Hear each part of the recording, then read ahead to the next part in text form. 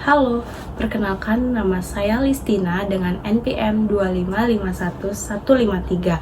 Di video kali ini saya akan mempresentasikan hak asasi manusia dan negara hukum dalam Konstitusi Swiss. Konstitusi merupakan hukum dasar tertinggi yang menjadi fondasi penyelenggaraan negara. Swiss dikenal sebagai salah satu negara dengan sistem konstitusi paling demokratis di dunia karena menggabungkan prinsip federalisme, demokrasi langsung, dan perlindungan hak asasi manusia secara kuat. Dalam presentasi ini, saya akan menjelaskan bagaimana konstitusi Swiss menjalani hak asasi manusia melalui 3 pasal utama yang mencerminkan prinsip negara hukum modern. Konstitusi Federal Swiss tahun 1999 merupakan hukum tertinggi yang mengatur hubungan antara negara dan warga negara.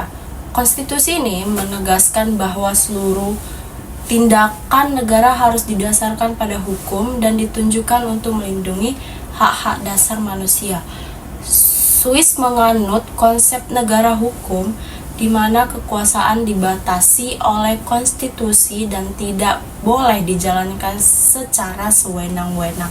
Pasal 7 Konstitusi Swiss yang berbunyi martabat manusia harus dihormati dan dilindungi.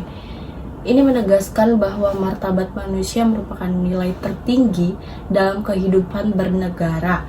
Artinya, negara wajib menghormati dan melindungi setiap individu sebagai manusia yang bermartabat. Prinsip ini menjadi dasar modal dan hukum bagi seluruh kebijakan negara. Negara tidak boleh menjadikan manusia sebagai alat kekuasaan, melainkan sebagai subjek hukum yang memiliki hak yang melekat sejak lahir. Pasal 8 yang berisi setiap orang sama di hadapan hukum dan tidak boleh didiskriminasi. Pasal 8 ini menegaskan prinsip equality before the law. Jadi setiap orang memiliki kedudukan yang sama di hadapan hukum tanpa diskriminasi, baik berdasarkan jenis kelamin, bahasa, agama, pandangan politik, maupun kondisi fisik dan mental. Pasal ini menunjukkan komitmen Swiss dalam menjamin keadilan dan perlindungan hukum yang setara bagi seluruh warga negara.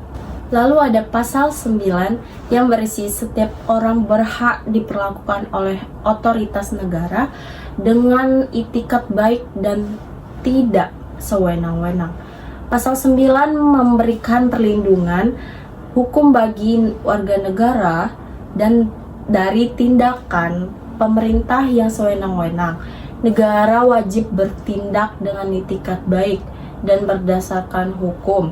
Ketentuan ini memperkuat prinsip negara hukum karena kekuasaan negara tidak bersifat absolut, melainkan harus dapat dipertanggungjawabkan secara hukum.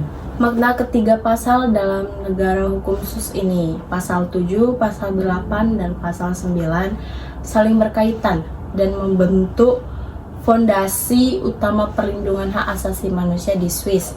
Martabat manusia menjadi nilai dasar persamaan di hadapan hukum, menjamin keadilan dan larangan tindakan sewenang-wenang membatasi kekuasaan negara. Ketiga pasal ini mencerminkan negara hukum yang demokratis dan berorientasi pada perlindungan warga negara. Sebagai kesimpulan, konstitusi Swiss menunjukkan bahwa perlindungan hak asasi manusia merupakan inti dari negara hukum modern.